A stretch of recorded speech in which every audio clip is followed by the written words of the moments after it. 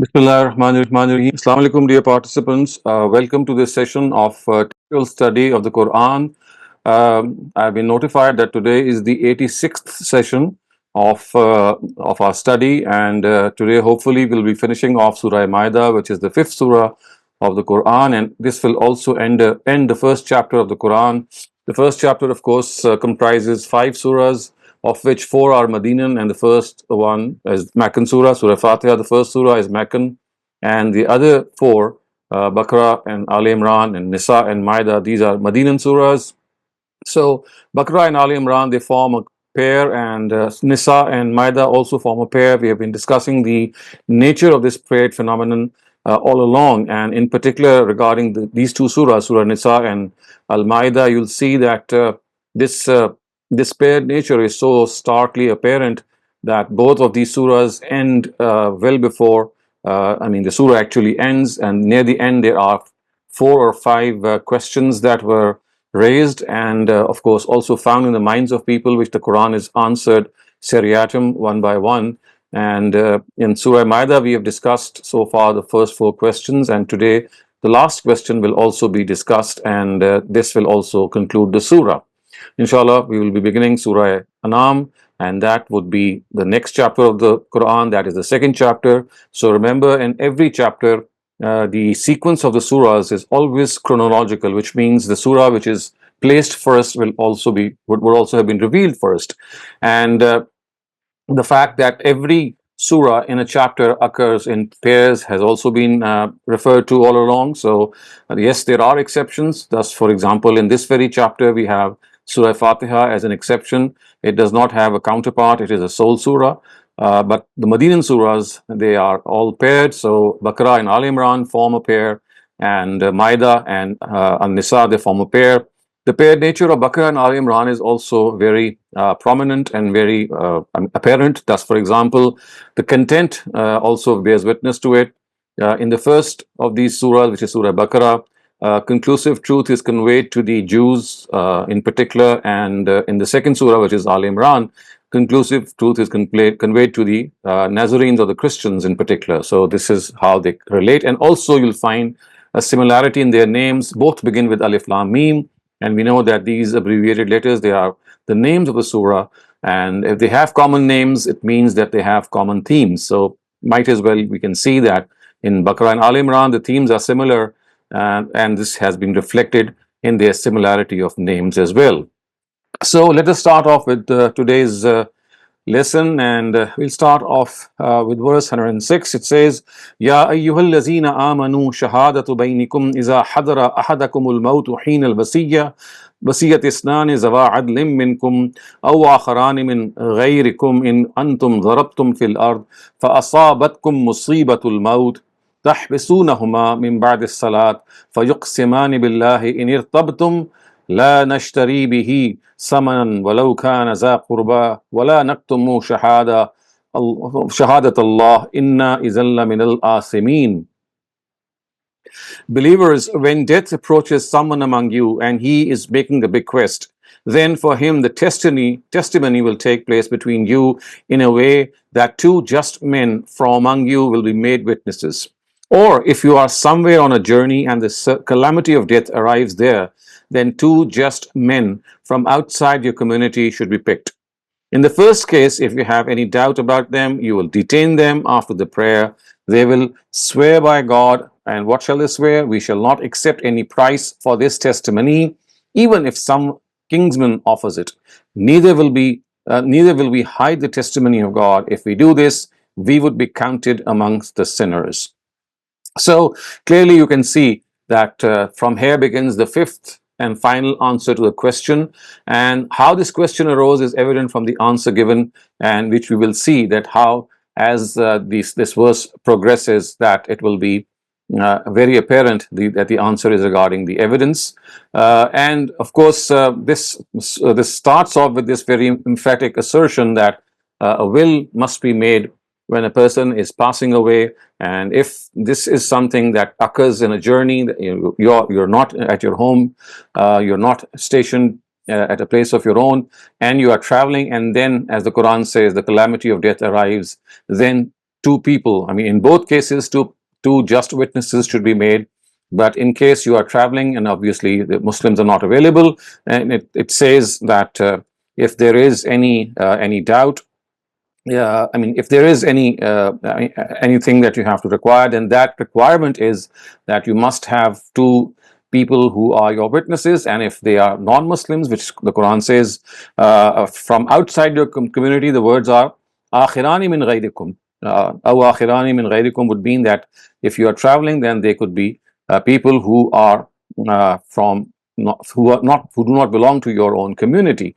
And of course, it is said that if this is the case, that you have to make them witnesses when you are traveling, then the Quran says that as far as this is concerned, then if you have any doubt, you will retain them, and they will swear by God that we shall not accept any price for this testimony, even if some kinsman offers it. Neither will we hide the testimony of God. If we do this, we would be counted among the sinners.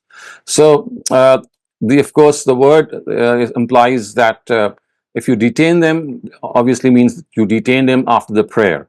So, the words that are exactly found in this text are: if you detain them, if you have any doubt, you will detain them after the prayer, which means that this is where I mean, it's a generic word, any prayer, and does not refer to any specific prayer. And when it is said that they will be deprived of their right by previous two witnesses, and for that we of course have the coming verse, which is فَإِنْ عُسِرَ عَلَىٰ أَنَّهُمَا اسْتَحَقَّا إِثْمًا فَآخِرَانِ يَقُومَانِ مَقَامَهُمَا مِنَ الَّذِينَ اسْتَحَقَّ عَلَيْهِمُ الْأَوْلَيَانِ فَيُقْسِمَانِ بِاللَّهِ لَشَهَادَتُنَا أَحَقُّ مِنْ شَهَادَتِهِمَا وَمَا اعْتَدَيْنَا إِنَّا إِذًا لَمِنَ الظَّالِمِينَ. Then, if it becomes known that these two have been dishonest, let two others stand forth in their place from among the people who have been deprived of their right by the previous two witnesses. Then they should swear by God, our testimony is truer than both of theirs, and that we have not in any way exceeded the limits in our testimony. If we have done this, we would be among the wrongdoers. So the words are: if they are deprived of their right by the previous two witnesses. The Arabic words, of course, are awlayan, and this, of course, is the dual of awla and means more worthy, that more worthy of evidence. So this actually refers to the two witnesses who were called to bear witness to the bequest initially, as per these verses.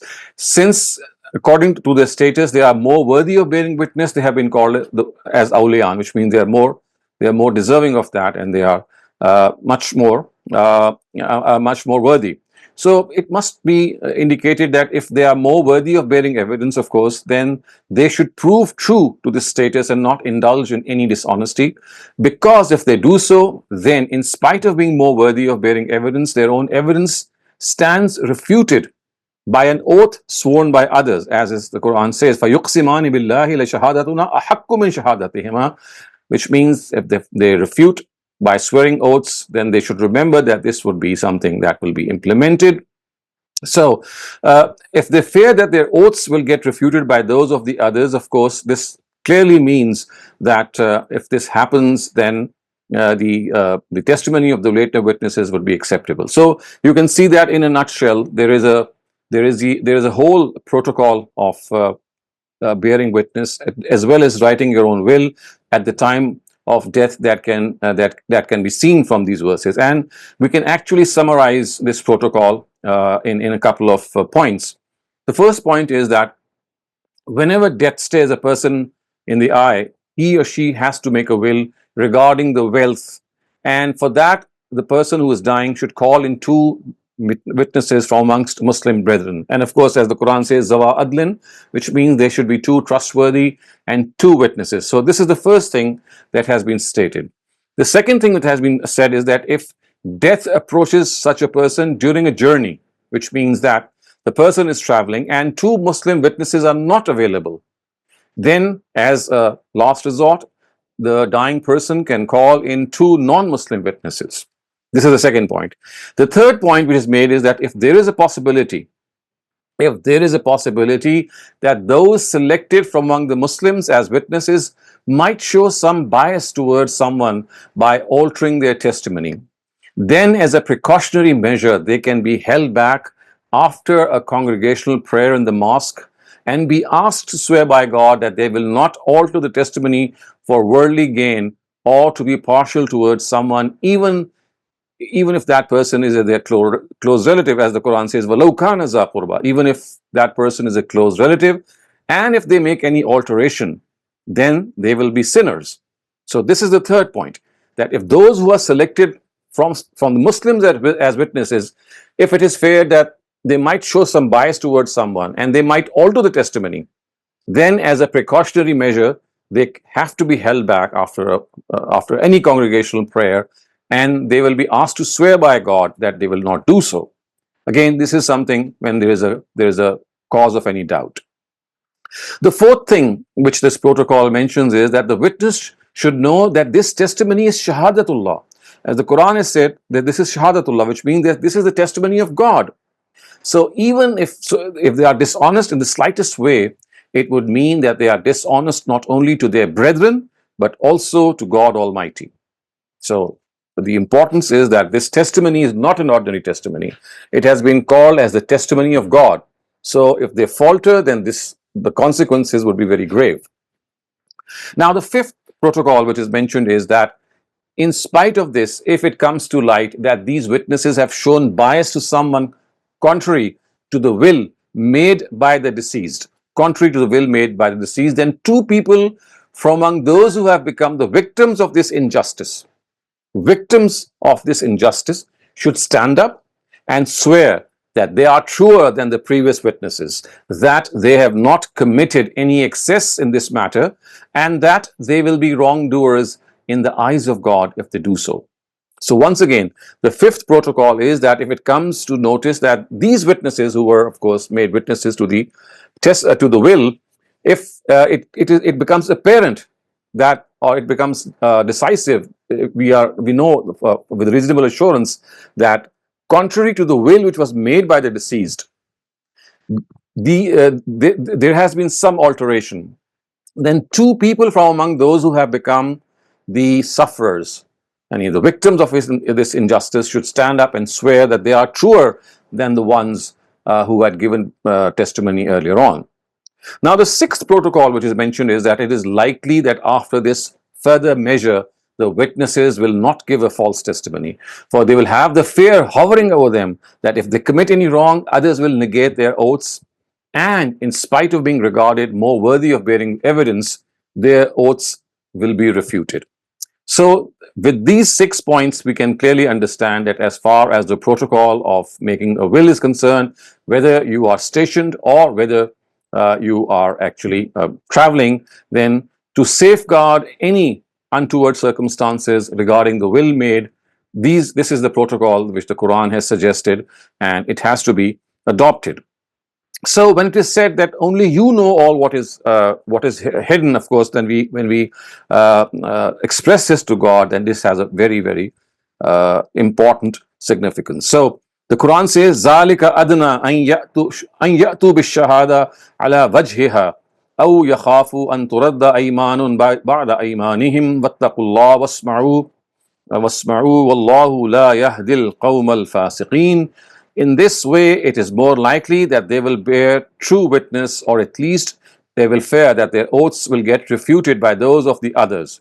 Fear God and listen to whatever directive is given to you. If you do not do this, then this is clear defiance, and God never shows the way to the defiant. So something that we've already discussed, that if this is done, then it is all the more reason that it will safeguard the whole issue, as the Quran has said in a very clear way, ذَلِكَ أَدْنَى أَنْ يَأْتُوا بِالشَّهَادَةِ عَلَى وَجْهِهَا. It is more likely that they will bear true witness, or at least they will fear أَنْ يَخَافُوا أَنْ تُرَدَّ إِيمَانٌ بَعْدَ إِيمَانِهِمْ, that if they do anything, something which is incorrect, if they do some hanky-panky, then their testimony will be refuted by two other people. يوم يجمع الرسل فيقول ماذا أجبتم قالوا لا علم لنا إنك أنت علام الغيوب إذ قال الله يا عيسى ابن مريم اذكر نعمتي عليك وعلى والدتك إذ أيدتك بروح القدس تكلم الناس في المهد وكهلا وإذ علمتك الكتاب والحكمة والتوراة والإنجيل وإذ تخلق من الطين كهيئة الطير. So, those who have hidden the evidence of God should remember the day when God will gather all messengers, then will ask them, what response was given to you from your nations? They will say, we have no knowledge, only you know all what is hidden. When God will say, O Jesus, son of Mary, recall the favor I bestowed on you and on your mother at the time when I helped you through the Holy Spirit. You would talk even in the cradle as a prophet, and also when you were advanced in age. And at the time when I taught you the law and the wisdom, which is the Torah and the gospel. And at the time when at my directive you would fashion from clay, and then this goes on. But before we move on, we have to understand that this is, of course, an extraordinary link to the final evidence that will be born in the times of the hereafter, which means that the questions and answers which will then take place regarding the bearing of witness and the bearing of testimony in the hereafter will ensue. So it is basically, you have to understand that people who have hidden the evidence of God. Remember, we were talking about the fact that this hiding the evidence of God is something which is a sin. So from here a connection is made to a larger testimony that will take place on the day of judgment, when يَوْمَ يَجْمَعُ الرُّسُلُ فَيَقُولُ مَاذَا أَجِبْتُمْ, when all the messengers will be gathered, and then they will ask, what response was given to you from your nations? They will say, we have no knowledge, only you know all what is hidden. And when God will say, O Jesus, son of Mary, recall the favor I bestowed on you and on your mother at the time when I helped you through the Holy Spirit. You would talk even in the cradle as a prophet, and also when you were advanced in age. So we know that Jesus talked in his cradle, and he bore witness to the innocence of his mother, and also when he was advanced in age. Of course, that is understandable. So this extraordinary incident took place in the case of Prophet Jesus, peace be upon him, only because the truth was to be conclusively conveyed to the Jews, and no possibility should remain of besmearing his mother Mary, because of course this was something that they had already started to happen, that they were blaming Mary for being a woman of loose character when they saw that she had come over with a child, and of course without a father. So they started to blame him, and or at least they were planning to blame her. But the Quran did not give them a chance, as the Quran has said that in that early instant it was Jesus who spoke from the cradle, and he actually absolved his mother from all this. And as the Quran says, that tukallimun nasa fil mahdi wa kahla, you will be doing this both at the time when you were young in age, and of course when you will grow old. And then it says, is allamtukal kitaba wal hikmata wat tawrata wal injil, the wisdom which is the Torah and the gospel. So as you can clearly see, that what has been said here is the Torah and the gospel are two portions, and one of them, of course, is it tells us, or it conveys the law of God, and the other, it conveys the wisdom. So the Torah mostly consists of the Sharia, and the gospel or the Injil, it mostly consists of faith and morals. The Torah, which is the first of these, for that the Quran has used the word al-Kitab, which means the Sharia, and for the second it has used the word al-Hikmah, and it actually shows that this sentence of the Quran explains this nomenclature in every respect. So that is how the Quran has said that this will happen. And then it is said, فَتَنْفَخُ فِيهِ فَتَكُونُ طَيْرًا بِإِذْنِ اللَّهِ وَتُبْرِئُ الْأَكْمَهَ وَالْأَبْرَصَ بِإِذْنِ وَإِذْ تَخْرُجُ الْمَوْتَ بِإِذْنِ إِذْ كَفَفْتُ بَنِي إِسْرَائِيلَ أَنْكَ إِذْ جِئْتَهُمْ بِالْبَيِّنَاتِ فَقَالَ الَّذِينَ كَفَرُوا مِنْهُمْ إِنْ هَذَا إِلَّا سِحْرٌ مُبِينٌ.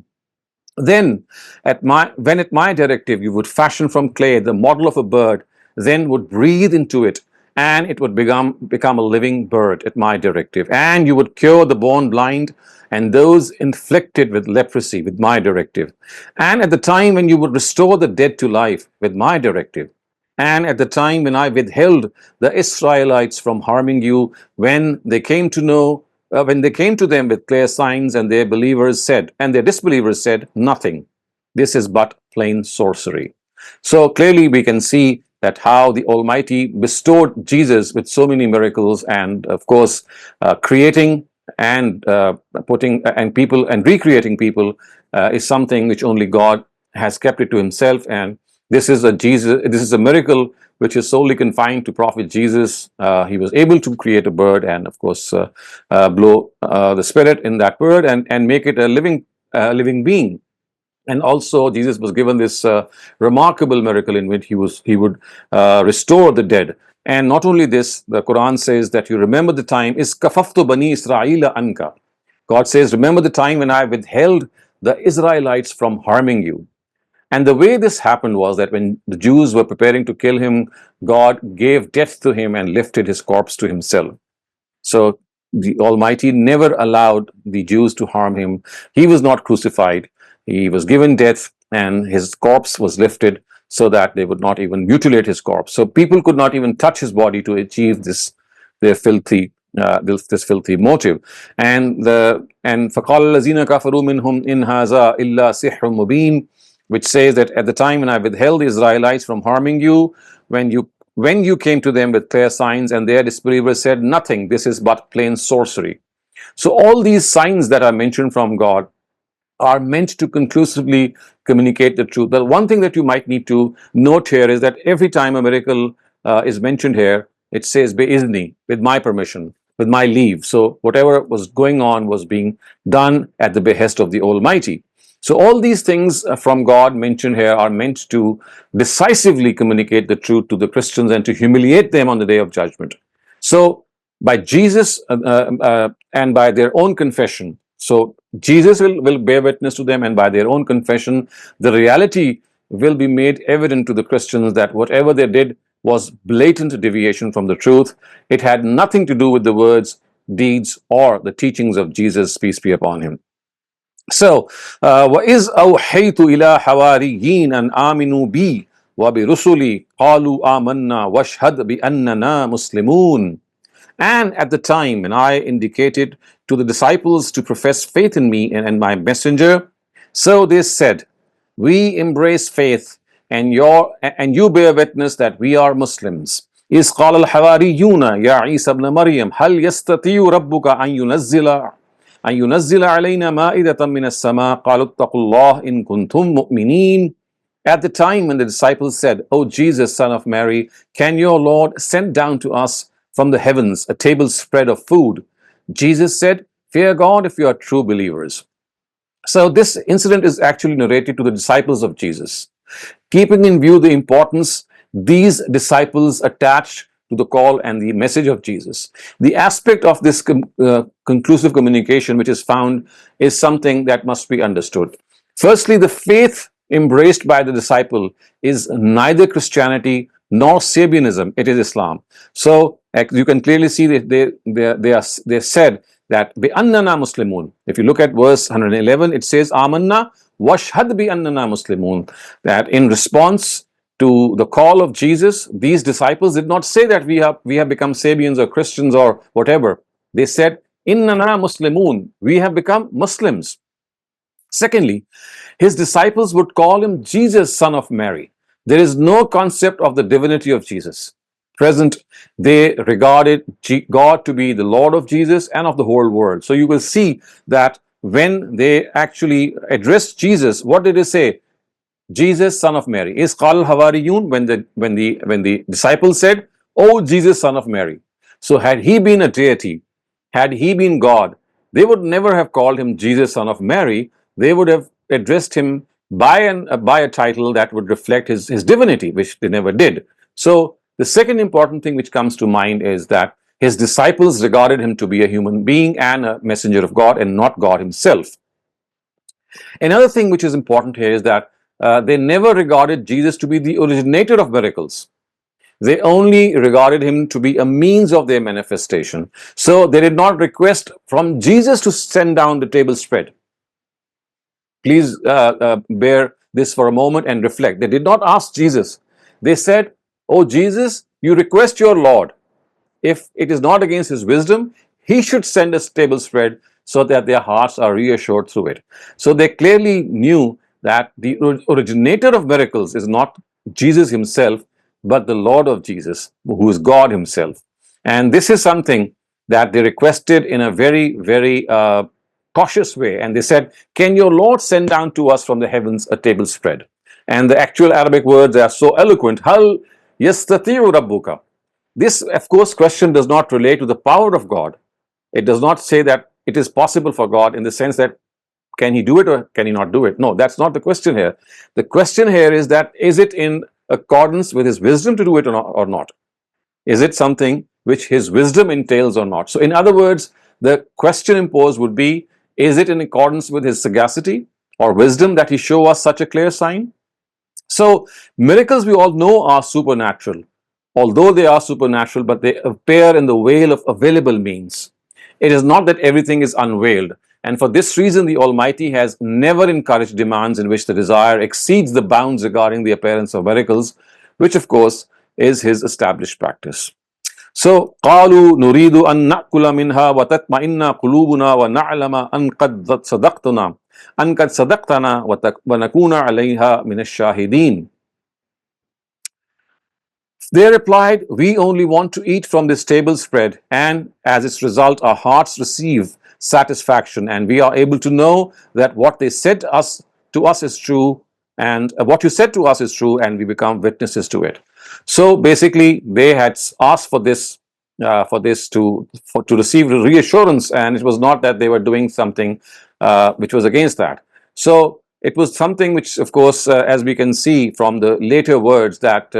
The Quran, as the Almighty has said, that I would not have given to anyone in this world if this form of punishment, if something like this had happened. So the words are, "Qala Isa ibn Maryam, Allahumma Rabbana anzil alayna ma'idatan minas sama takunu lana eidan li awwalina wa akhirina wa ayatan minka warzuqna wa anta khairur raziqin." At this, Jesus, son of Mary, prayed, "O God, our Lord, send down to us from the heavens a table spread, which becomes a memorable thing for our successors and for our predecessors, and a sign from you. Lord, provide us, and you are the best of providers." So, Lord, provide us, and you are the best of providers. In response, look what God said. قال الله إني منزلها عليكم فمن يكفر بعد منكم فإني أعذبه عذابا لا أعذبه أحدا من العالمين. Which means, God replied, "I shall definitely send it down to you. But after this, those who disbelieve from among you, I shall give them such a stern punishment that I would not have given in anyone in the world." So, of course, it seems that after these very stern words, it becomes obvious that the disciples did not insist on their demand and they refrained from making the request. And we see that there is no such mention in the gospel also that such a table spread, and table spread, of course, is the literal meaning of the word Maida. So just a thing that you might need to note here is that the Surah Maida has been called by this name because of this one word that appears at the fag end of the Surah, and which once again tells us that the surahs of the Quran have been named by the Sahaba, other than the ones that have been named by God through those letters, abbreviated letters, and the ones that have been named by the Sahaba, they don't reflect the content of the surah, as is the case about us. When we name some content, we always we always name a composition after its content. But this is not the case with the surah of the Quran. They were generally named after some unique concept or word that was mentioned anywhere. Baqarah is, of course, a very good example also. So the incident of the cow sacrifice has been mentioned in just a couple of verses, 2 or 3 verses, in the whole expanse of 286 verses, and the surah has been called as Baqarah. So this is how the Arabs would generally name composition, and the Quran has, of course, the Sahaba did the same, and as is the case here, surah is called Al-Ma'idah just because of this last bit of mention that the disciples of Jesus requested God to reveal a Ma'idah. Ma'idah means a table spread. And God said that, okay, I'll do so, but if you don't then believe in me, then I'm just going to give a punishment that is going to be unparalleled. So we see that these disciples actually did not insist on their demand. وَإِذْ قَالَ اللَّهُ يَا عِيسَى ابْنَ مَرْيَمَ أَأَنْتَ قُلْتَ لِلنَّاسِ اتَّخِذُونِي وَأُمِّي إِلَٰهَيْنِ مِن دُونِ اللَّهِ قال سبحانك ما يكون لي أن أقول ما ليس لي بحق إن كنت قلته فقد علمته تعلم ما في نفسي ولا أعلم ما في نفسك إنك أنت علام الغيوب. Those who have concealed the evidence of God should keep in mind the day when this conversation takes place, and this also when, after reminding people of it, God will ask, Jesus, son of Mary, did you tell people, regard me and my mother as gods beside God? He will reply, Glory be to you. How was it befitting for me to say something which I have no right to say? If I had said this, it would have been in your knowledge, because you know what is in my heart, and I do not know what is in your heart. Only you are aware of all hidden things. ما قلت لهم إلا ما أمرتني به أن اعبدوا الله ربي وربكم وكنت عليهم شهيدا ربي وربكم وكنت عليهم شهيدا ما دمت فيهم فلما توفيتني كنت أنت الرقيب عليهم وأنت على كل شيء شهيد. So what is mentioned here is that Jesus himself has said, Aniyabudullah Rabbi wa Rabbukum, that you worship God who is my Lord and your Lord too. So this is what Jesus replied, that he never said that people should worship him or his mother. What he said was that they should worship God who is my Lord and who is your Lord. So the Quran has actually, if you have knowledge of the previous scriptures, corrected the expression of the Gospels, because in the Gospels exactly these same words are mentioned, but with a different connotation. The words there are my father and your father. My father and your father, they have been replaced here by my Lord and your Lord, to tell people that it is not Father or not Jesus who is a God, or who is of course who's the Son of God Himself, but He Himself never called Himself to be a deity in any sense. So these words actually have been corrected here, and this is also because Jesus had actually said, but because in the Hebrew, we've discussed this before also, in the Hebrew language, the word ab is used both for Lord and Father. And the word Ibn is used for servant and son. So Ibnullah would not just mean the son of God, it would also mean the servant of God.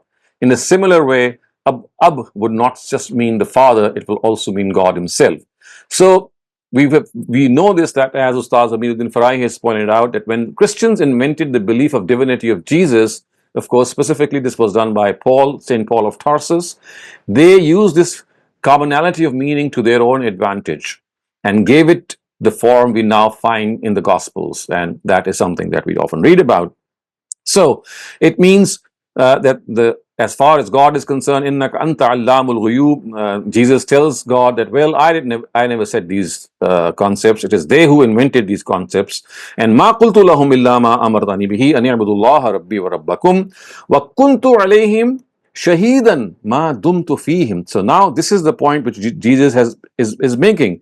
He says that I only said to them what you commanded me, and that was worship God who is my Lord and your Lord.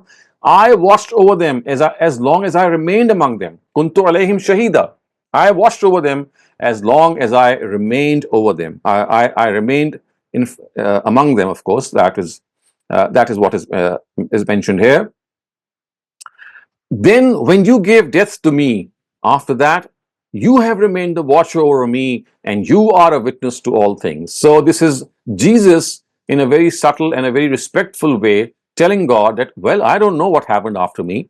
It is you who were watching over them. You would be knowing. How can I know? Because as long as I was alive, they were not worshipping me. They were worshipping you.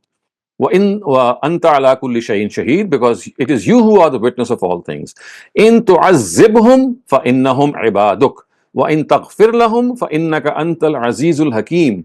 If you now punish them, they are your servants. And if you forgive them, you only are mighty and wise. This is a very beautiful way for Jesus to ask for their for forgiveness, that if they have been doing something that merits your mercy and your forgiveness, please do so. Otherwise, if you think that they are not worthy, then of course you can punish them. And this has a very, very subtle ring to it, if we are able to fully grasp it. And then it says, قال الله هذا يوم ينفع الصادقين صدقهم لهم جنات تجري من تحتها الأنهار خالدين فيها أبدا. God will say, this is the day when the truthfulness of the truthful will be of benefit to them. For them shall be orchards below which streams are flowing. They shall dwell therein forever. God is pleased with them and they are pleased with God. This alone is great success. So the words are خالدين فيها أبدا رضي الله عنهم ورضوا عن ذلك الفوز العظيم لله ملك السماوات والأرض وما فيهن وهو على كل شيء شهيد. The sovereignty of the heavens and the earth and whatever they contain belongs to God, and He has power over them. So, as far as the previous sentence is concerned, when it says that هذا يوم ينفع الصادقين صدقهم. Now, a little bit of explanation here is in order that when it is said sidqa, the truthfulness of the truthful, this is the time when it shall be of benefit to them. It is used for the word sidq actually means a person has harmony between his deeds and his intentions and his words. So his words, his intentions, his words, and his deeds, all three of them are in perfect harmony with each other. This is the meaning of sidq. If a person does not utter anything with his mouth, which is against the truth, his words and deeds do not contradict one another, and he abides by every commitment he makes, then this is what sidq actually means. But if the truthfulness of intention must be there in all costs, if it is not there, then this would be against the concept of sidq. So the Quran has regarded people who are opposite to this as hypocrites, because they are people who do not have sincerity and whose deeds are against their own intentions. The pinnacle of truthfulness is harmony between these words, and that is precisely what the Quran has said here, that this is the time when their truthfulness shall be of benefit to them. And then it is said that they shall dwell in paradise forever, which is, of course, the implied meaning is that those who, among the followers of Jesus, proved truthful in their promises and covenants and did not intentionally insist on error and misguidance and deviance, and in fact, whatever they understood, they did with sincerity and did not change deliberately and distort it, and also followed to the best of their ability. About them, the Quran says they should be given glad tidings of paradise. But those who intentionally broke their promise and were guilty of breaching the trust, and in spite of repeated reminders from God, were not prepared to reform their beliefs and deeds, will not be given any concession. They will necessarily endure the punishment of their sins, as the Quran has said. Lillahi mulku samawati wal ard wa ma fihinna. These are the last words of the surah. Wa huwa ala kulli shay'in qadir. The sovereignty of the heavens and the earth and whatever they contain belongs to God, and He has power over all things. Once again, assessing and asserting, the Quran asserting this, that whatever the heavens and the earth contain belongs to God. If people are bent upon deliberate denial, then they are going to face the music one day, and they must not complain, because they were given ample opportunity to mend their ways, and they did not, and they challenged God, and they did not know that about God. The Quran says, وَهُوَ عَلَى كُلِّ شَيْءٍ قَدِيرٌ, that He has power over all things. So with this, alhamdulillah, we come to an end and reach the conclusion of this surah. And if you now have any questions regarding the passage that we have just studied, you may have the time to raise them. Thank you very much, Dr. Saleem. Our first question comes from Siddiqa. Please go ahead. Assalamu alaikum. Wa alaikum assalam. My first question is in, I think it was verse 108. There's a mention of a lot of oaths being mentioned, right? So I was just wondering, is the purpose of mentioning so many oaths in an order, is it like a formal court protocol or like a deeper accountability? It's the latter. It's not a court protocol. It's basically a suggestion given to people that, of course, you see when you're traveling and people are, they're bound to make a mess out of the will that you're making. Then it's just a way to make the will more sound and free of disputes. So this basically gives if you reflect on those times, paper was not available. And it was difficult always, was not always easy to write down things. So whatever one would mostly rely on the testimony of the witnesses if ever a dispute would arise. So that is why those witnesses held a lot of importance in the Arabian society. And in the absence of any written testimony or anything written down, it was one word against the other word. So if two people were made responsible as witnesses, it had to be ensured that they are not dishonest. And if there is any chance of any dishonesty, then of course this was like a method to safeguard it. And also, this was always a chance, as this verse tells us, that always Muslims were not available.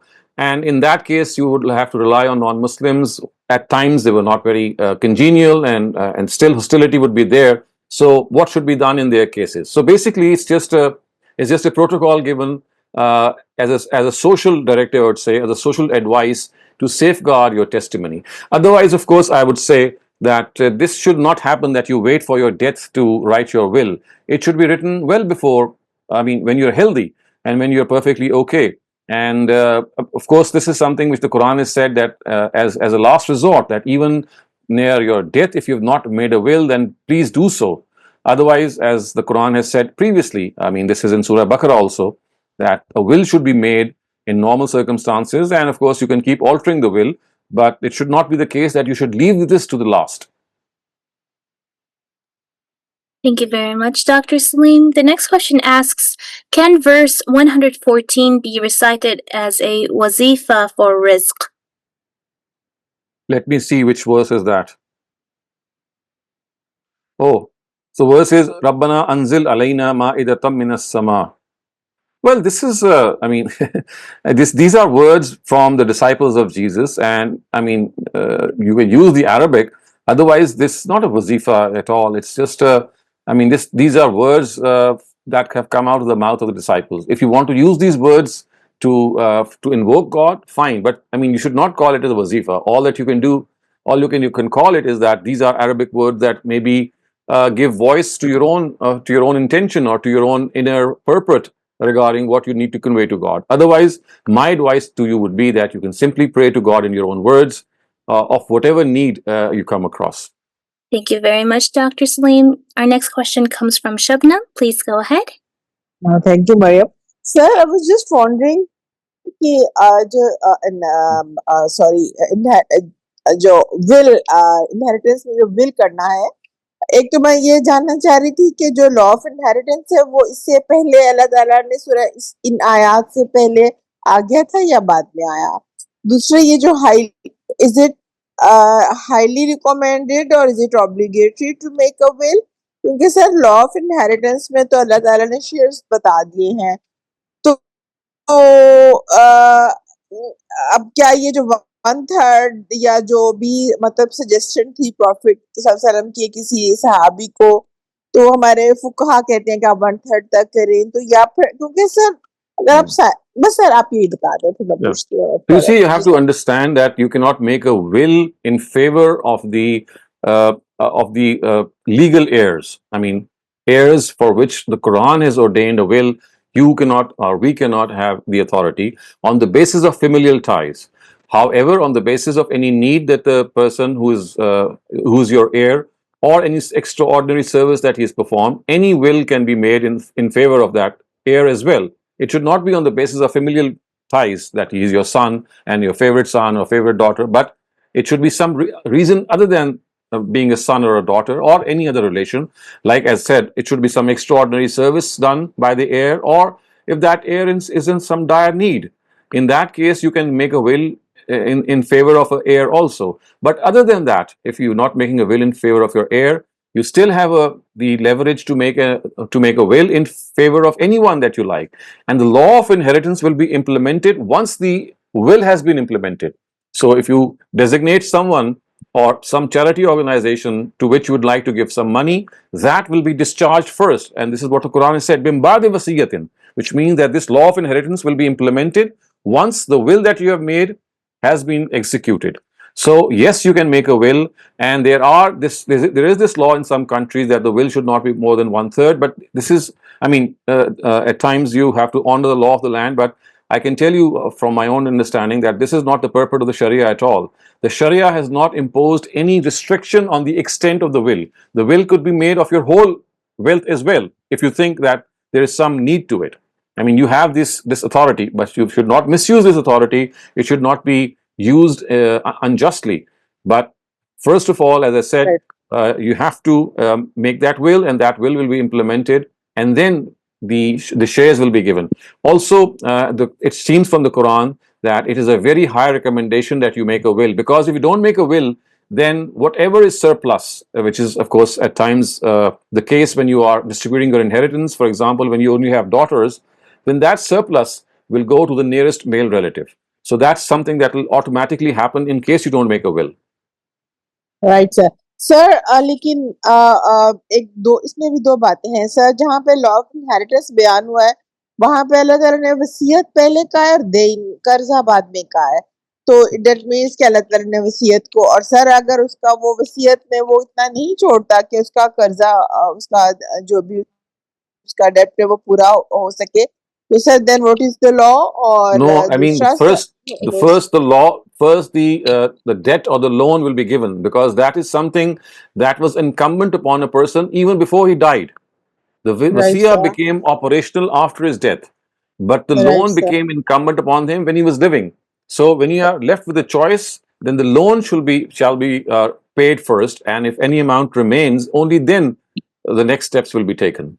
Sir it is very likely कि कोई unfair हो जाए अपनी will करने में तो बस 100% किसी चैरिटी को दे दे या किसी एक को दे दे तो is it Yes, okay this is possible. So that will can be challenged in a court of law. I mean, a right court can decide if there was any malafide intention on the part of the deceased. The court can make a rectification, and if this is something that is not possible due to circumstances, then the person should remember that he will be answerable for this in the hereafter before God. Right sir thank you so much sir Thank you. Our next question is from Naushad Shafkat. Please go ahead. Ahsan, Dr. Right towards the end of the surah, Yeah. while you were talking about Christians who have done righteous deeds and have not fallen prey to the disbeliefs or the unbelief, you said that those who believe in God and do righteous deeds would find salvation in the end. Now, would that include now, because Paul came sometime after Christ, and he amended this to include divinity, the Trinity. Now, if a Christian of today believes in God, does good deeds, and because of the fact that he has been brought up believing in the Trinity, would he be held liable for believing in the Trinity because that's the only thing that has been taught to him all his life?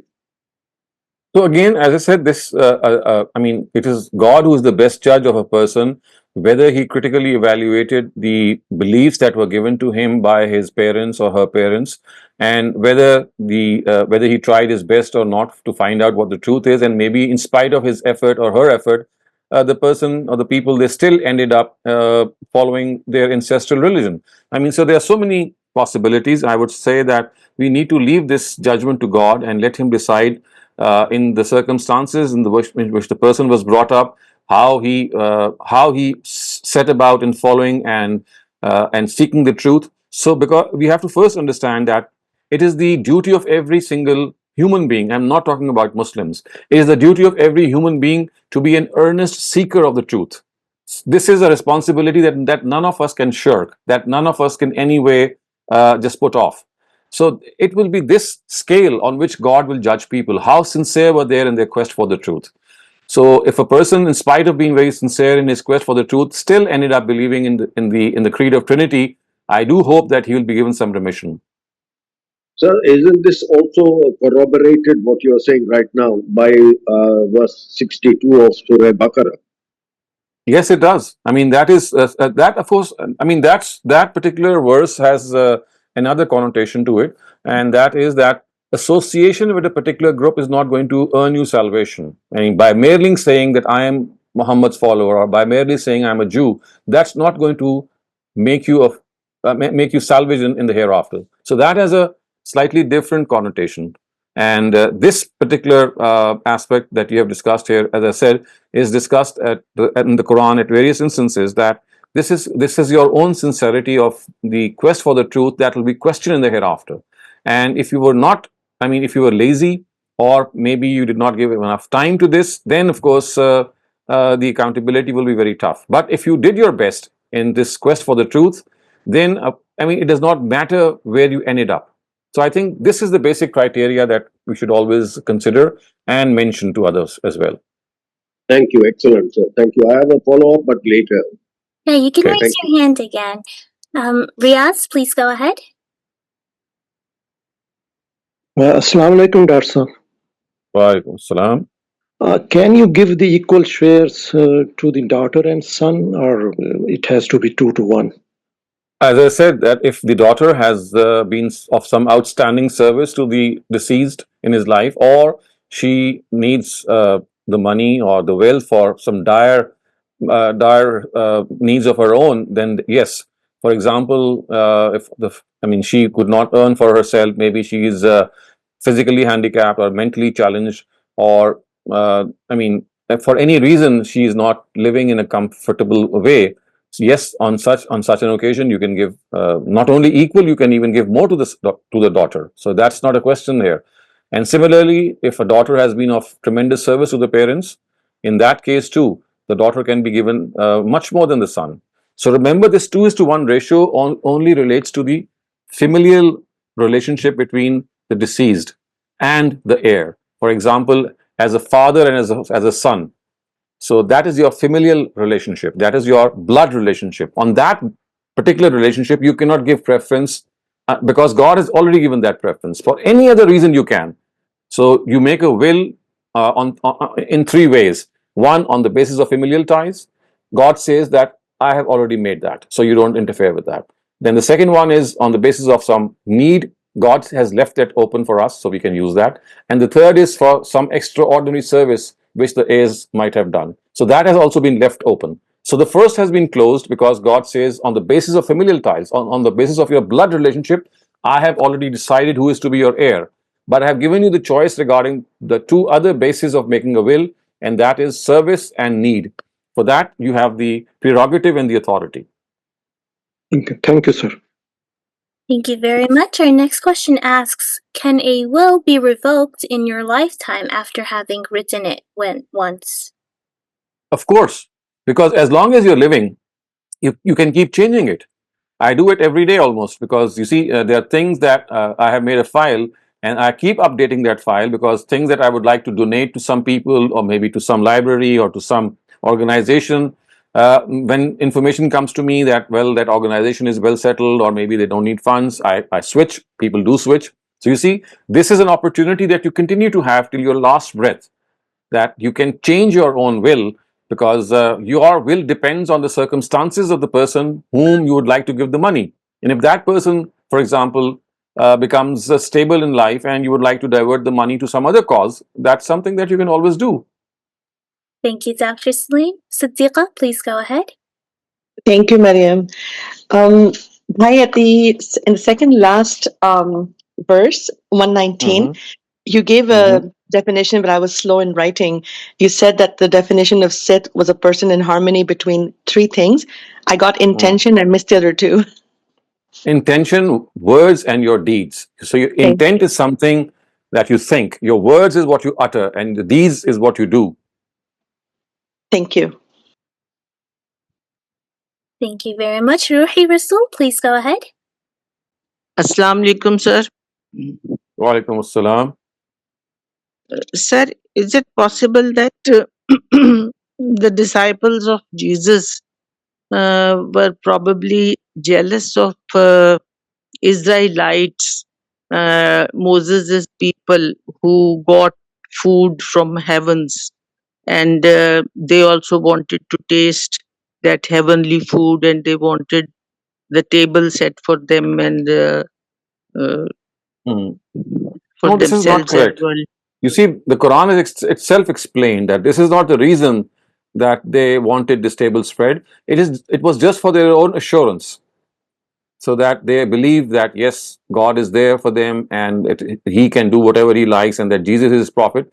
It was just as an assurance. There was absolutely no amount of jealousy, and that is why they never insisted, when God said that, okay, I'm going to show you this sign, but if you don't believe even after that, then you'll be punished heavily.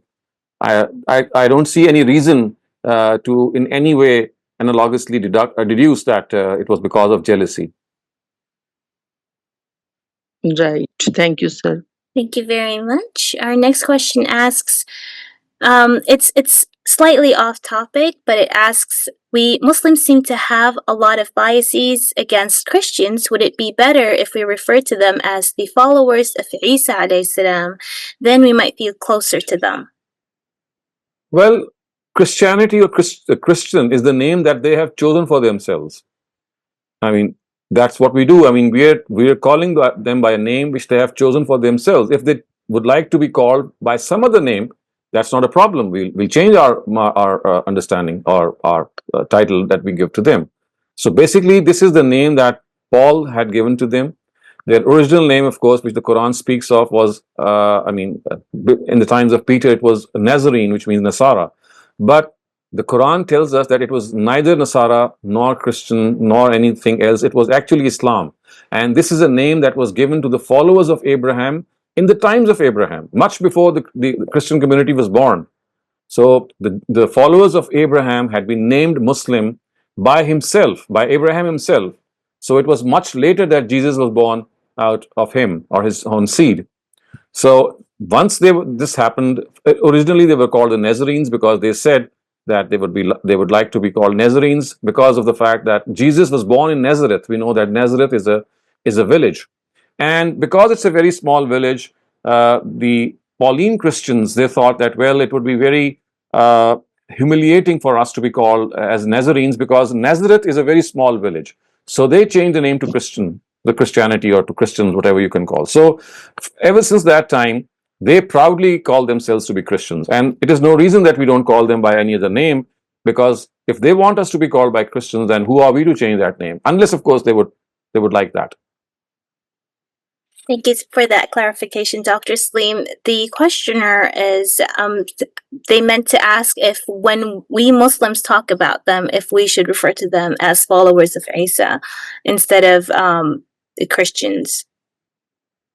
I mean, if we talk amongst ourselves, yeah. Okay, fine. I mean, there's nothing wrong with that. But it is nothing wrong if we also call them Christians, because you see, this is not something that we do in a derogative way. We call them Christians because they prefer to call themselves Christians. I mean, if we are talking amongst ourselves, what difference is it going to make to them anyway? Because they're not going to be, I mean, they will not even hear what we're talking. So even amongst ourselves, what we are doing is we are using a name which they themselves have preferred for their own selves. I think what they're trying to say is that so that we Muslims feel closer to them as and see them as our brothers closer instead of like having our biases against them. So like in terms of just amongst ourselves to have like a closer bond with them. Okay, fine. I mean, this is something that you can do, but you see, what has happened is that we are following a tradition of 14 or 15 centuries.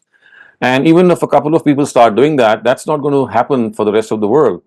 And I think that for congeniality, something much more deeper should be adopted. For example, by looking at the Quran and thinking that the Christians of today are not the ones that have been addressed in the Quran. They were a different genre, totally. They were a different people.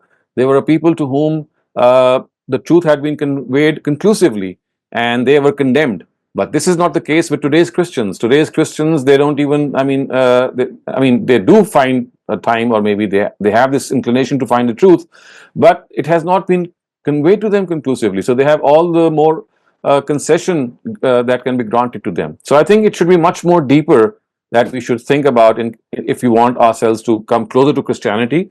I don't think this naming is going to be, have any impact on this issue. Thank you very much, Dr. Saleem. That was it for all the on-topic questions. I think we can move on. Okay, so I'm just now going to start off the idiomatic and literal translation. So verse 106 goes like this: Ya ayyuhal lazina amanu shahadatu bainikum. So I am sure by now you must be translating Ya ayyuhal lazina amanu without any difficulty. So it just means those you who believe, or simply believers. Shahadatu bainikum. So shahadatu bainikum would mean testimony between yourselves. Iza, when. Hadara, Hadara means when appears. Ahadukum, for any one of you. Al-maut, death.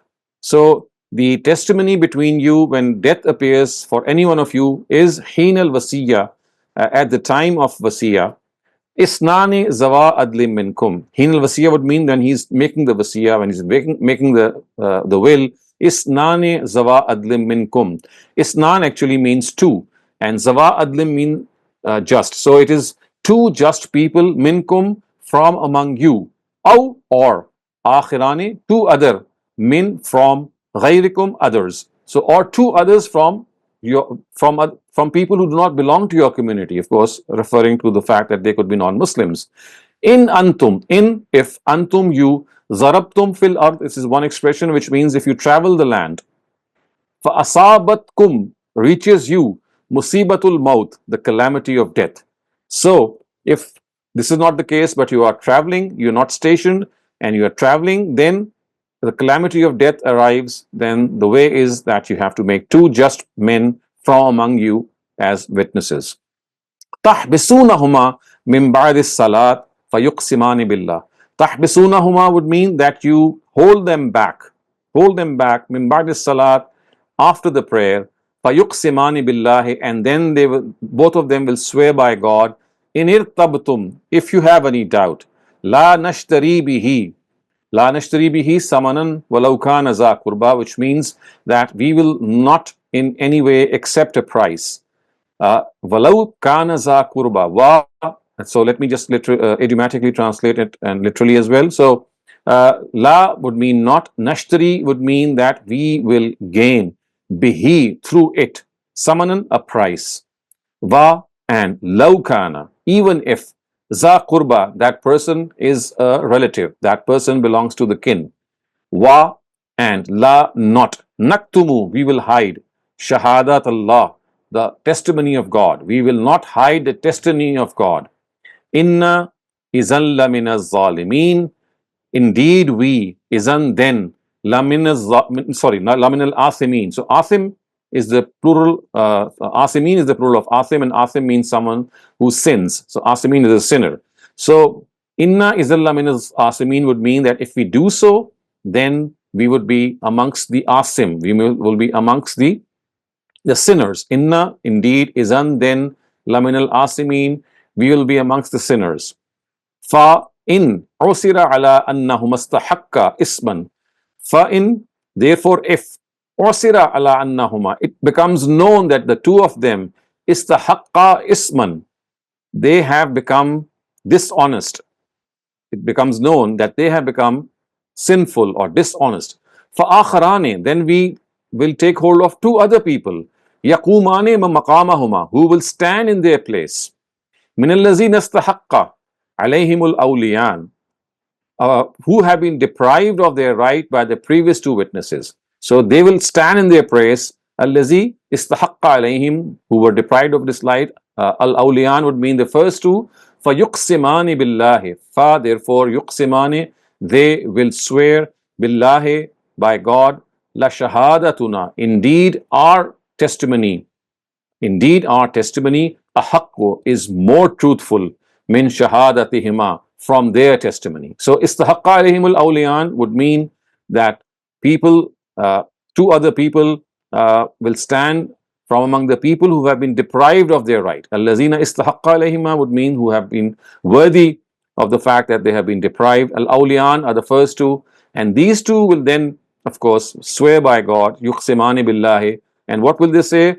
La shahadatuna, la is for emphasis. Indeed our shahadat, indeed our testimony, ahaqqu, is truer, min shahadatihima, than their testimony. Wa ma'tadayna, and wa ma'tadayna, and ma i'tadayna, and if we exceed the bounds. I'tadayna, if we exceed the bounds. Inna, indeed we, izan, at that time, la min al-zalimin, we will be among the wrongdoers.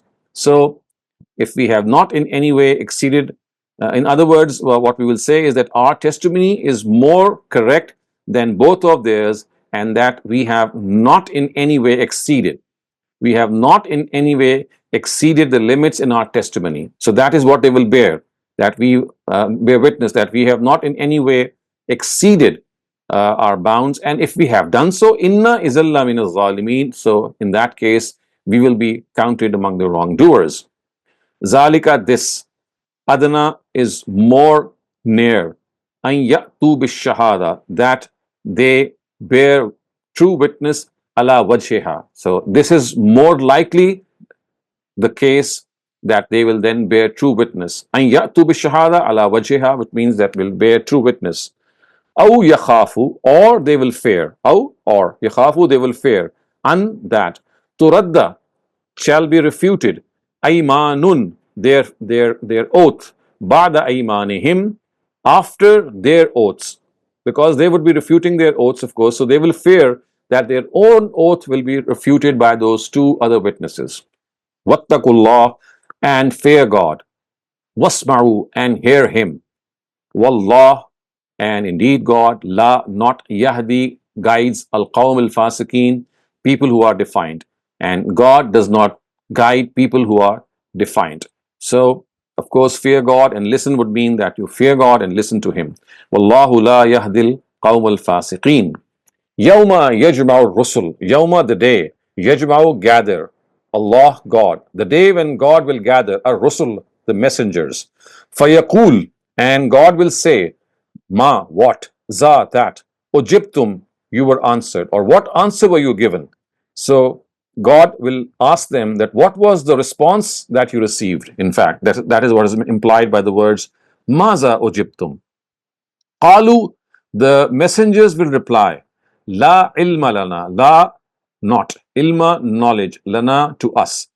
No knowledge to us, implying the fact that we don't have any knowledge about this. Innaka, indeed you, anta, you, allam, knower, al-ghuyub, of the secrets. So they will say, La ilma lana, we don't have any knowledge. It is you who are the knower of secrets. Is qala Allahu ya Isa, is when qala said, Allah, God, Ya Isa, O Jesus, Ibn Maryam, son of Mary, Uzkur, remember, Ni'mati, my favor, alayka, upon you.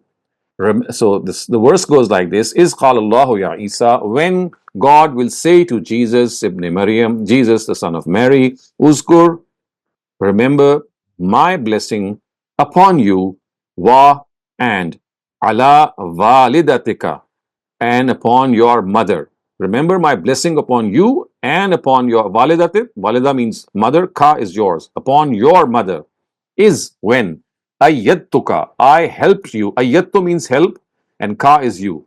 Is ayyattuka, when I helped you. Beruhil Qudus, with the Holy Spirit. Ruh, Spirit. Al Qudus, Holy. With the Holy Spirit. Tukallimun nasa, you would speak to people. Tukallimun nasa, tukallimu means speak. An-nasa, to people. You would speak to people.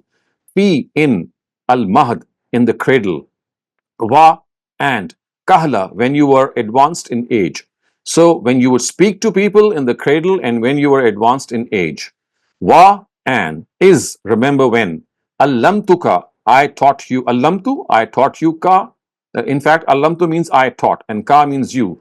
And when I taught you al-kitab, the sharia, wa, and al-hikmah, the wisdom, wa, and at-Torah, the Torah, wal-Injil, and the gospel. And remember when I taught you the sharia and the hikmah and the Torah and the gospel, so we've discussed this, that basically wow here is for explication, and al-kitab is referring to Torah and al-hikmah is referring to Injil. Wa, and is when takhluqu min at-tin. Takhluqu means you create, min, from, at-tin, mud, kahay'atit tayr, the structure of a bird. Haya means something which resembles a tayr, means bird. So when you would manufacture the form of a bird, the structure of a bird, bi'izni means with my permission. Be, with, izni, my permission. Fatanfukhu, and fa, therefore, tanfukhu, you would blow. Therefore, you would blow fiha, in it, which means that you will blow the spirit in it. Fa, therefore, takunu, it will become tayran, bi'izni, it will become a living bird, bi'izni, with my permission. Watubriyul akmaha. Watubriyul akmaha, of course, you will, akmaha means people who are born blind. Tubrihul akmaha mean that you would cure the born blind. Wal abrasa means people who have leprosy. So you would cure the people who are born blind and who are suffering with leprosy. Again, bi izni, with my izn, with my permission. Wa is when tukhrijul mauta, you would bring the dead back to life. Tukhrijul mauta, revive the dead. Bi izni, with my permission. Wa and is when kafafto bani Israel. Kafafto means withhold. Bani Israel, the Israelites. Anka, from you. So we would withhold the Bani Israel from harming you. That is what is implied. Is jitahum, is when jitahum, you came to them. Bil bayyinat, be, with al bayyinat, signs or clear signs. When you came to them with clear signs. فَقَالَ الَّذِينَ كَفَرُوا, therefore, قَالَ الَّذِينَ كَفَرُوا, those who have disbelieved, they said, minhum, from among them. What did they say? In haza illa sihr mubin. In not. Haza, this. Illa, except. Sihr, magic. Mubin, open. So they would say that those who have disbelieved among them would say that this is plain magic or this is plain sorcery. Wa and is awhaytu, is when awhaytu, I revealed, ila, towards al hawariyin, the disciples, an, that, aminu, be, aminu, profess faith, be in me, wa and be rusuli, and in my messengers. So this is not the term wahi which has been used here. The word wahi is used as a common word, which means that God gave this indication to the disciples. And what was that indication? Profess faith in me. God says, profess aminu, be, profess faith in me, wa bi rasuli, and in my messenger. Qalu, they replied, amanna, we professed faith. Washhad, wa ishhad is the word, and bear witness, bi annana, that we Muslimun are Muslims. So they replied, we have believed, we profess faith, and bear witness that we are Muslims. Is qala al hawariyun, is when qala said, al hawariyun, the disciples, Ya Isa ibn Maryam, O Jesus, son of Mary, Hal, do, Yastati'u, has the capacity, Rabbuka, your Lord. So does your Lord have the capacity? An yunazzila, that he reveals alayna, upon us, Ma'ida, a table spread, minas sama, from the heavens. So the question which the disciples said, O Jesus, son of Mary, is it possible for your Lord to send down to us a table spread from the heavens? Jesus replied, Ittaqullah, fear God, in kuntum mu'mineen, if you are believers. So it does seem that Jesus was a little offended and he just said that, well, you should fear God on what you have said. And they replied, Qalu nuridu, we want, an, that, nakula, we eat, minha, from that table spread, wa, and tatma'inna, becomes satisfied, kulubuna, our hearts. So the disciples said that we are not doubting God in any way. We just want reassurance. Nuridu an nakula minha. All that we want is that we eat from that table spread. Wa tatma'inna kulubuna, and that our hearts receive assurance. Wa na'lama, and that we know, an, that, kad sadaqtana, that the truth has been told to us, that we, the kad sadaqtana wa nakuna alayha minash shahideen, which means that our hearts receive satisfaction and we are satisfied that we have been told the truth, wa nakuna, and we become alayha, on it, minash shahideen, amongst the witnesses. So that is again something that they had asked for their own personal assurance. Qala Isa ibn Maryam, and Jesus, son of Mary, said, Allahumma. So on their request, now Jesus is requesting God. Allahumma, O God, Rabbana, our Lord, Anzil, reveal, Alayna, upon us, Ma'ida, a table spread, Minas Sama, from the heavens. So Jesus, son of Mary, said, Lord, our God, please send down to us a table spread, Minas Sama, from the heavens. Takunu lana Eden. It becomes a memorable thing. So Eden means something which is memorable. Li'awwalina, for our previous generations, which means our predecessors, wa akhirina, our later generations, so that it becomes something memorable for our previous generations and for our predecessors. Wa ayatam minka, and a sign from you. So this is what Jesus requested God. Warzukna, and give us sustenance. Warzukna, give us sustenance. Wa, and anta, you. Khairur raziqeen, the best of sustainers. You are the best of sustainers. Qala Allah, God replied, Inni, indeed I, munazziluha, I shall send it down. I shall send down the table spread that you have requested, alaikum, upon you. Fa man, therefore he, yakfur, denies. Ba'du, after that, minkum, among you. So he who denies after that among you, fa inni, therefore I, u'azzibuhu, I shall punish him, I will give him azab, such a punishment, la u'azzibuhu, which I have not given anyone, ahadan, minal alameen, amongst the people of the world. So if anyone denies after that, then I am going to punish him in a way that I have punished no one. La u'azzibu ahadan minal alameen, amongst the people of the world. وَإِذْ قَالَ اللَّهُ يَا عِيسَى ابْنَ مَرْيَمَ أَأَنْتَ قُلْتَ لِلنَّاسِ اتَّخَذُونِي وَأُمِّي إِلَٰهَيْنِ. Wa, and is when قال Allah, God will say, Ya Isa ibn Maryam, O Jesus, son of Mary, anta, did you, kulta, say, linnas, to people, ittakhizuni, make me, wa ummi, and my mother, ilahain, gods, min dunillah, besides God. So this is what God will ask Jesus. And Jesus will reply, he will reply, Subhanaka, glory be to you. Ma yakunu li, how could this have been possible?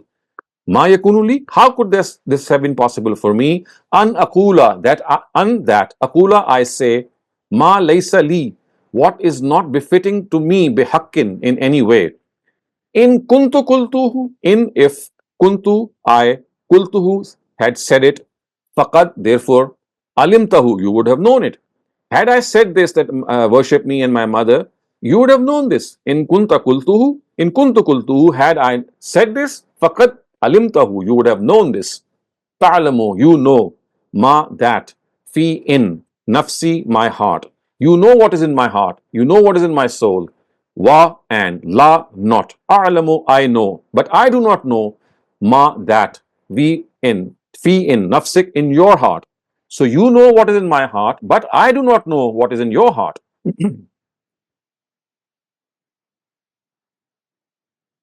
Innaka anta allamul ghuyub. Innaka, indeed you. Anta, again, is an emphasis. It also means you. Allam, knower. Al-ghuyub, of the ghaib, of things which are unknown.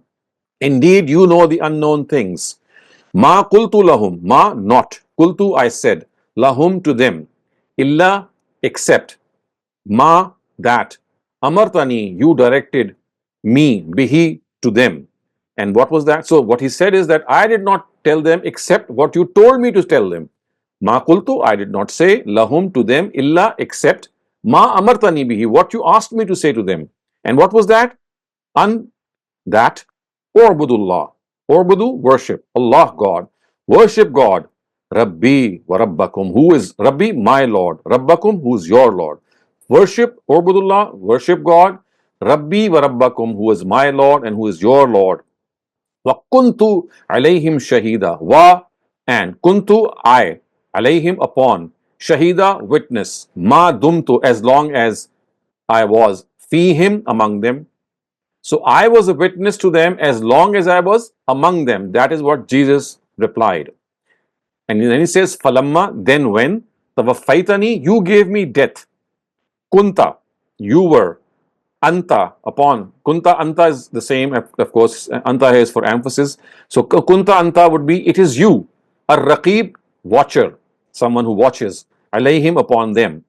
So when you gave death to me, you were the one who was watching over them. Kunta anta raqiba alayhim. You were the one, a raqib, who was watching alayhim, upon them. Wa, and anta, you, ala, upon, kulle, every, shay'in, thing, shaheed, who he is a witness. And you are a witness to all things. You know all these things. You are watching all these things. I had passed away, what he is implying. In if tu'azzibhum, you give them azab, you give them punishment, فَإِنَّهُمْ, so therefore they, ibaduk, they are your servants. If you give them azab, if you punish them, they are your servants. وَإِن تَغْفِرْ لَهُمْ wa, and in if تَغْفِرْ لَهُمْ, you forgive them. Fa, therefore, innaka, you, anta is also you, al-aziz, powerful, al-hakim, wise. So if you forgive them, then you are mighty and you are wise. Qala Allah, God said, Haza, this, yawmu yanfa'u sadiqeen. This is the day, yawmu, this is the day, yanfa'u, benefit, sadiqeen, the truthful, sidqahum, their truth. So this is the day in which the truthful will benefit from their truth. Yanfa'u, nafa, means to benefit, sadiqeen, the truthful, sidqahum, their truth. So this is the day when the truthful will be benefited from their truth, or the truth will benefit the truthful. Lahum, for them, jannat. Jannat means orchards. Tajri min, will flow below, or flow actually. Tajri means to flow. Tahtiha, below them. Al anhar, rivers. So there will be for them orchards below which there will be rivers flowing. Khalidina, forever. Fiha, in it. Abada, forever. So they will remain it forever. Radiyallahu anhum. Razia, God became pleased. Raziyallah, God became pleased. Anhum, from them. Warazu an, and they became pleased from God. Razu an, they became pleased from God. Zalika, this is al-fawz, success. Al-azim, great. This is the greatest success. Lillahi, for God, mulkus samawati wal ard, the dominion of the heavens and the earth, which means that the dominion of the heavens and the earth belongs to God. Wa, and ma, that, fihinna, between them, and also that is in between them. Wa, and huwa, he, ala, upon, kulli, every, shay'in, thing, qadir, powerful. And the dominion of the heavens and the earth and whatever is between them belongs to God, and he is powerful over all these things. So with this we come to an end to the surah as well, and with an idiomatic and literal translation. I do hope that this way of literal and idiomatic translation is helping you to directly understand the text of the Quran, and that is the purpose of it also. And I always keep saying this, that please keep a copy or a pencil or whatever you have to write down with you, so that you can note down the vocabulary that you come across. And the best thing would be that if you can revise this passage with that vocabulary, the way we literally and idiomatically translated it, if you keep on doing this practice, I can vouch for you for the fact that inshallah a day will come when, without knowing the intricacies of Arabic grammar, you'll be able to translate a major part of the Quran in your own head. So now we still have some time left. We can revert to the Q&A. Thank you very much, Dr. Saleem. And since we're at the last bit of the session, all questions are welcome, including the off-topic ones. Shabnam, please go ahead. जी thank you Mariam sir पहला छोटा सा question तो इसी से related है passage से कि सर जब Yes. उन्होंने कहा कि ये निशानी हो, ये साइन हो हमारे प्रीडिसेसर्स और उनके लिए, सर अव्वलीन के लिए कैसे, वो तो गुजर चुके थे, तो क्या ये आखिरत में उनके लिए निशानी साइन होना था? You are talking about the disciples? No sir जी सर जब This is what Jesus has said. no, sorry sir, I think I got to make my point. Sir जब उन्होंने मांगा, मायदा मांगा, टेबल स्प्रेड मांगा, तो उन्होंने कहा कि ये निशानी हो हमारे पहलों और पिछलों के लिए। तो आपने कहा जो Yes. उनसे पहली जनरेशन गुजर चुकी है, तो सर वो पहली जनरेशन जो गुजर चुकी है उनके लिए निशानी कैसे होता? I mean, let's go back to the verse. It says, Qala Isa ibn Maryam, Allahumma Rabbana anzil alayna ma'idatan minas samai, that send down to us a table spread from, this is what Jesus is asking God, so that it becomes a memorable thing for our predecessors and for people who are going to succeed us. Of course, this is going to become a memorable thing for the predecessors. I mean, because of the fact that they will be given this news on the day of judgment also, and obviously this is a conversation that is taking on the day of judgment. So remember, Right, sir. if God had done so, that this would have become something of a memorable thing for people who would come after Jesus, of course, and who would be before them, because it would be like news to them, given to them in the hereafter. Right, sir. Can I ask now off-topic question, Maria? Yes, if it's short, please go ahead. Yeah, little bit. Sir मुझे एक word के बारे में confusion है, ज़नूब और जुनूब। मेरी understanding थी कि दोनों का मतलब एक ही होता है, सिन, गुनाह। लेकिन सर वो मैं पढ़ रही थी सूरह ज़ारियात, सूरह नंबर 51, उसकी सेकंड लास्ट 59 आयत में। सर मेरे पास जो ऐप है उसमें ये डिफरेंट सेंस में यूज हुआ है।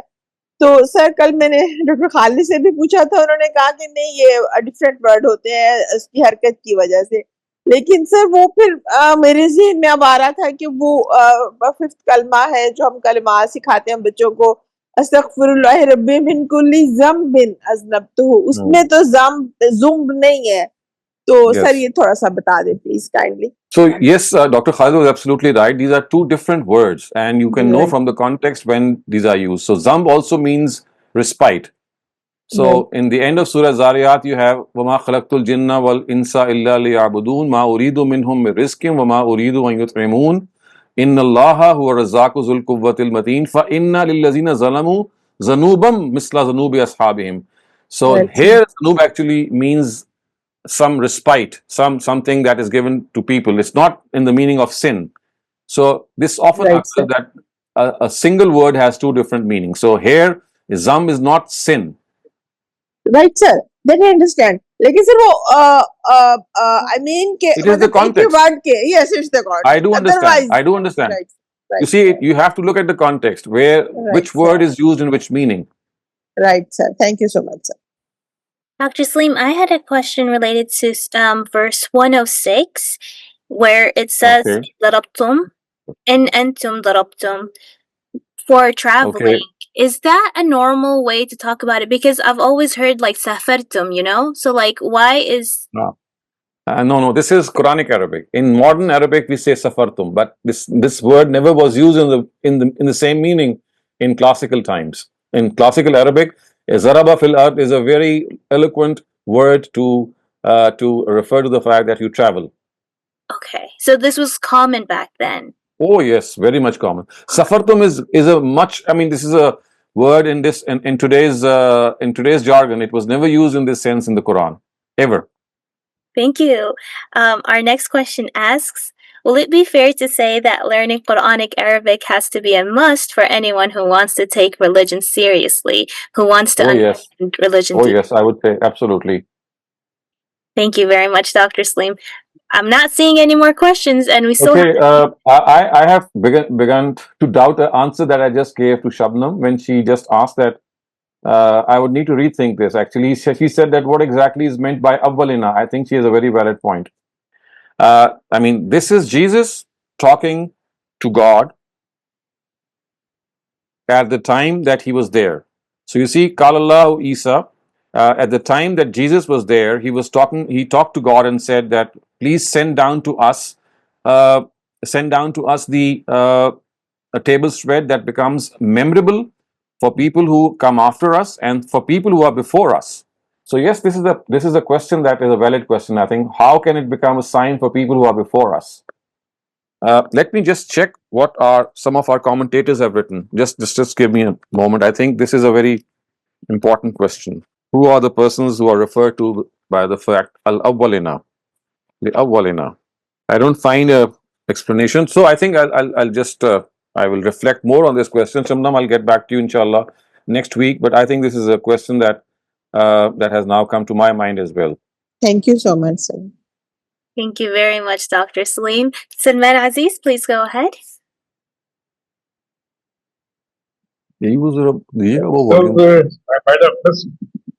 volume 2. Go ahead, please. I might have missed the tablecloth or the pot, whatever that was revealed actually on the people of Christ or not, because we have some differences in the Exodus, because different Mufassirin have different explanation about that. Regarding what, Salman, your question is not clear. Your voice is a little bit dim. Yeah, so was the tablecloth revealed or not? No, it's not a tablecloth. It means a dastarkhan, a place. It's something which has food on it. Sir, was it sent from the heavens or It not? was never sent. It was never sent. It seems that after this warning from the Quran, they actually desisted. They did not insist on their request. There's a difference in this explanation, so I'll then send you a reference to the hadith. Man, it's really Your hard voice, to hear yeah, you. your voice is breaking. I'm audible. You are audible, but the voice keeps on breaking. So it's like we hear a voice, but it's like we can't hear what the words are properly, if it makes sense. Maybe you could type your question in the chat. Are you referring to al-Ma'idah, like the sarkhan concept, like the food? Okay, thank you. Okay, so he's asking that in reference to al-Ma'idah, some exegesis has differences, and he's gonna send the reference to the hadith. Okay. So I think we can take that up during like an Yes. Ask Dr. Saleem session, or like towards the end. Or you can always personally send it to me. Yeah, you can do that. So with that, did you want to add anything to the akhirin or awalin? Sorry. No, I think I need to reflect a little bit more. Inshallah, we'll talk more about it in our next session. Okay, inshallah. Until then, since we're out of questions, we'll see you all next week, inshallah. And until then, assalamu alaikum wa rahmatullahi wa barakatuh. Thank you very much, Dr. Saleem, for mashallah, we're down 5 surahs now, which is amazing. Yeah, so inshallah, we'll start the second chapter of the Quran next week. Inshallah. Assalamu alaikum wa rahmatullahi wa barakatuh.